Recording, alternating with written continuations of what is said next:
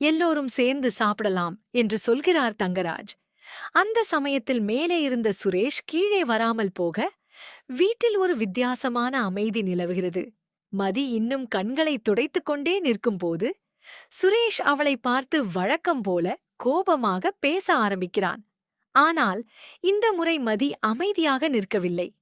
அவளும் தன்னுடைய பக்க நியாயத்தை தைரியமாக சொல்ல ஆரம்பிக்கிறாள். நான் உங்க குடும்பத்தை கஷ்டப்படுத்த நினைக்கல. நான் யாரையும் போலீஸ் ஸ்டேஷனுக்கு அனுப்பணும்னு போகல. என்னை தொடர்ந்து தூண்டினதால்தான் அப்படி நடந்துச்சு. அதுக்காக என்ன மட்டும் குறை சொல்ல முடியாது என்று நேராக சொல்லுகிறாள். மதி இவ்வளவு தைரியமாக பேசுவதை பார்த்த சுரேஷ் இன்னும் கோபப்படுகிறான். ஆனால் மதி இந்த முறை பயப்படாமல் பேசிக்கொண்டே இருக்கிறாள். நான் மனசாட்சி இல்லாதவங்க கிடையாது. தேவையில்லாமல் யாருடைய வாழ்க்கையையும் கெடுக்க நினைக்க மாட்டேன். என்ன புரிஞ்சுக்காம எல்லாரும் தீர்ப்பு சொல்லிக்கிட்டு இருக்காங்க என்று சொல்கிறாள். அந்த வார்த்தைகளில் அவளுடைய வேதனையும் விரக்தியும் வெளிப்படையாக தெரிகிறது. அதற்கு பதில் சொல்ல முடியாமல் சுரேஷ் அங்கிருந்து விலகி செல்கிறான். ஆனால் அவள் சொன்ன ஒவ்வொரு வார்த்தையும் அவன் மனசுக்குள் சிறிது சிறிதாக தாக்கத்தை ஏற்படுத்த ஆரம்பிக்கிறது. மதி இனிமே பழைய மாதிரி அமைதியா எல்லாத்தையும் சகித்துக் கொண்டிருப்பவள் இல்லை என்பதும் எல்லோருக்கும் புரிய ஆரம்பிக்குது.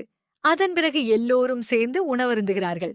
மதி வழக்கம் போல எல்லாருக்கும் பரிமாற உதவுகிறாள். ஆனால் அவளுடைய மனநிலை இன்னும் சரியாகவில்லை. அந்த நேரத்தில் தங்கராஜின் அம்மா கூட இந்த வீட்ல நடக்கிற விஷயங்களை பற்றி பேச ஆரம்பிக்கிறா. மதிய கொஞ்சம் புரிஞ்சுக்கணும் என்று சொல்றா. அதுக்கு தங்கராஜும் ஆதரவு அளிக்கிறார். அவங்க அப்பா வந்து பேசி போனதுக்கு பிறகு எல்லாமே சரியாகிடும் என்று நம்பிக்கையோடு பேசுறார். ஆனால் வீட்ல உள்ள எல்லா பிரச்சனைகளுக்கும் இதுதான் தீர்வா என்ற கேள்வி மட்டும் பதில் இல்லாமல் இருக்குது. அந்த இரவு உணவு மேசையில் எல்லோரும் அமைதியாக இருந்தாலும் ஒவ்வொருவருடைய மனசிலும் வெவ்வேறு யோசனைகள் ஓடிக்கொண்டே இருக்கின்றன. உணவு முடிந்த பிறகு மதி குழந்தைகளுடன் நேரம் செலவிடுகிறாள்.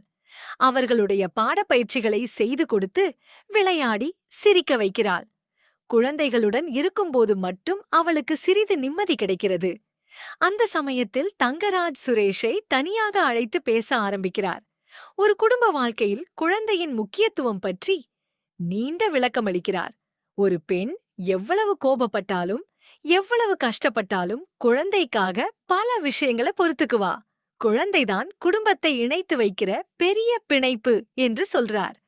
அவர் சொல்லும் ஒவ்வொரு வார்த்தையிலும் ஒரு பழைய தலைமுறை மனநிலை வெளிப்படுகிறது. ஆனால் அதை கேட்கும் சுரேஷ் குழப்பமடைகிறான்.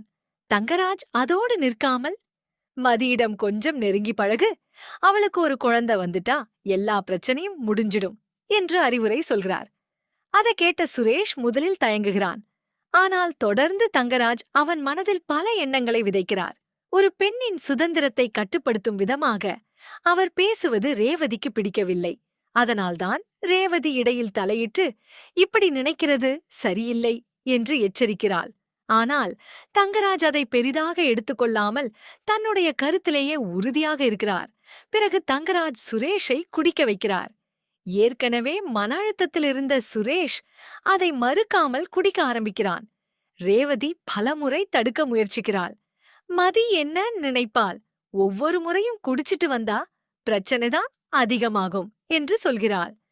ஆனால் அவளுடைய பேச்சை யாரும் கேட்கவில்லை. கொஞ்ச நேரத்தில் சுரேஷ் முழுமையாக போதையில் மூழ்குகிறான். அந்த நிலைமையில் அவனை மேலே அனுப்பி வைக்கிறார்கள். ரேவதிக்கு ஏதோ தவறு நடக்கப் போகிறது என்ற பதட்டம் அதிகரிக்குது. அதே சமயம் ரேவதியும் மதியும் மீண்டும் பேச ஆரம்பிக்கிறார்கள். இந்த முறை ரேவதி தன்னுடைய வாழ்க்கையை பற்றிய உண்மைகளை இன்னும் ஆழமாக பகிர்கிறாள். திருமண வாழ்க்கையில் தான் சந்தித்த அவமானங்கள், கணவனின் ஆணாதிக்கம், தனக்கென ஒரு அடையாளம் இல்லாமல் வாழ வேண்டிய நிலைமை ஆகியவற்றை சொல்லும்போது அவளுடைய கண்களும் கலங்குகிறது. அதை கேட்ட மதி மிகவும் வருத்தப்படுகிறாள். உங்களுக்கு எப்போதாவது உதவி தேவைப்பட்டா நான் உங்க பக்கம்தான் இருப்பேன் என்று உறுதியளிக்கிறாள். அதோடு ரேவதிக்கு மீண்டும் வேலைக்குச் செல்லும் யோசனையையும் சொல்கிறாள்.